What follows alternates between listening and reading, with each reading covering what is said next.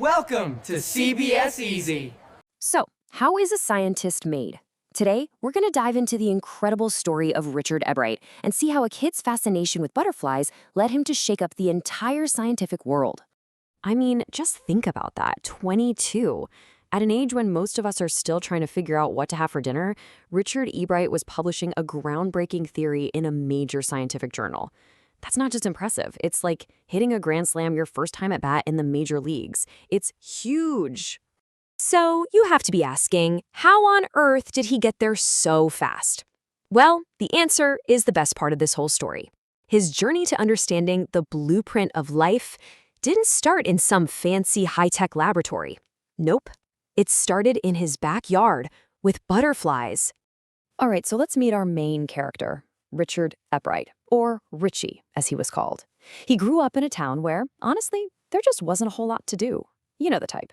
He couldn't really play football or baseball by himself, so what did he do? He did the one thing he could do with an incredible amount of focus. He collected things. We're talking rocks, fossils, coins, but his real obsession, you guessed it, butterflies. Now, every great origin story has a key supporting character, right? For Richie, that was his mom. He was an only child, and after his father passed away when he was just in 3rd grade, she became his best friend and his biggest champion. She saw this little spark of curiosity in him and thought, okay, I'm going to turn this spark into a roaring fire. And she didn't just say, oh, that's nice, honey. No way. She went all in. She gave him the actual tools he needed to explore the world around him. He was interested in the stars? Bam, here's a telescope.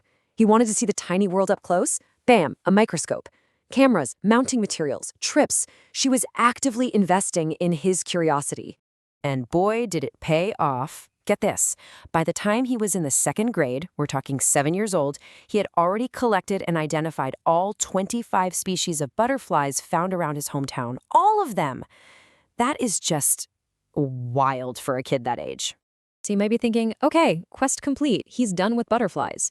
And honestly, Ebright himself said that probably would have been the end of it. He'd found them all, so what else was there to do?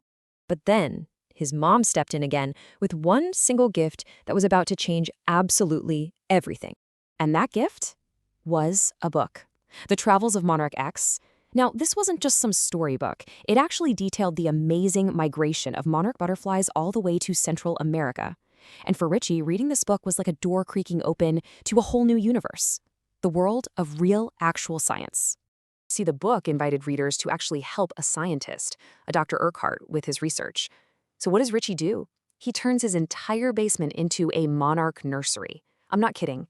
He raised thousands of them, carefully attached these little adhesive tags to their wings, and then set them free, becoming part of this massive citizen science project. But, you know, there was a problem. This work was tedious. I mean, really painstaking stuff. And the worst part? There was almost zero feedback. In all his years of doing this, only just two of his tagged butterflies were ever found again. And they hadn't even traveled very far. He started to lose interest. It was just getting boring. So this is where the story takes another huge, crucial turn, because he was about to learn a really important lesson, the difference between just having a neat hobby and doing actual, real science.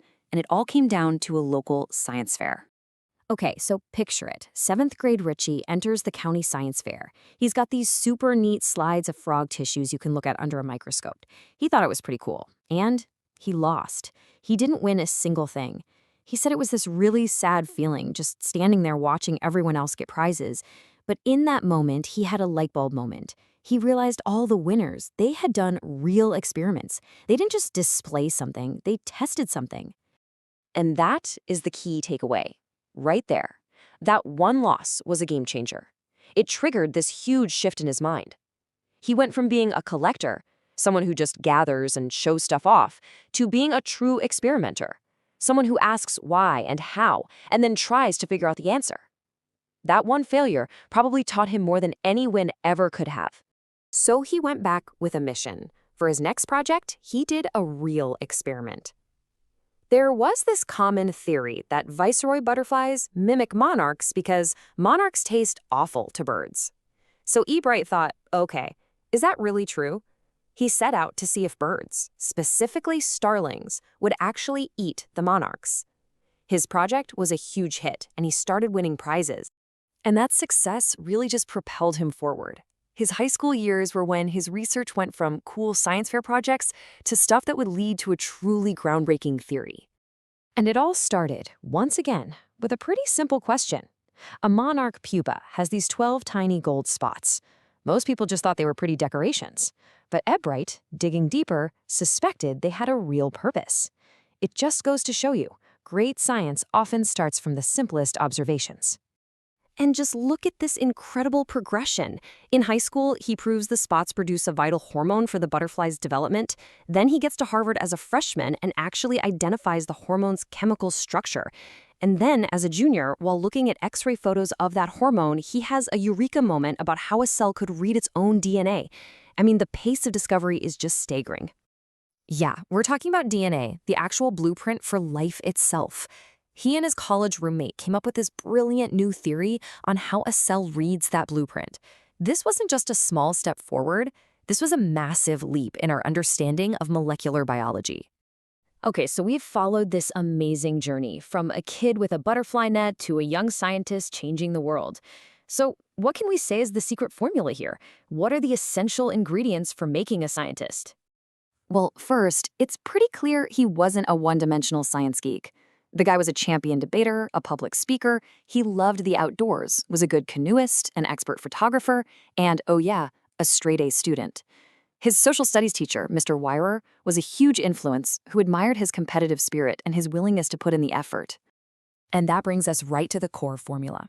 First, you need a first-rate mind, that's a given. But you have to add a relentless, driving curiosity, that constant desire to know why. And finally, you need the will to win. Not just for prizes, but as his teacher said, because he wanted to do the best job he could. That's a recipe for excellence in any field, not just science. When you boil it all down, Richard Ebright's entire world-changing scientific journey was kicked off by a single children's book about butterflies. It kind of makes you wonder, doesn't it? What's the simple question or the unexpected book that's out there just waiting to spark your own journey? Thank you for watching with us. See you next time.